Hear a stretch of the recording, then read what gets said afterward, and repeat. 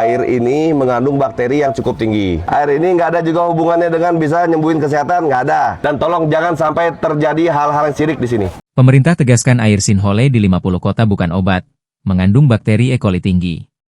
Pemerintah Provinsi, Pemprov, Sumatera Barat bersama pemerintah Kabupaten, Pemkab, 50 kota memantau kawasan pertanian yang muncul Sinhole di Pombatan, Jorong Tepi, Nagari Situjuah Batua. Pemantauan ini dilakukan untuk memastikan keselamatan warga di sekitar lokasi datang untuk melihat Sinhole.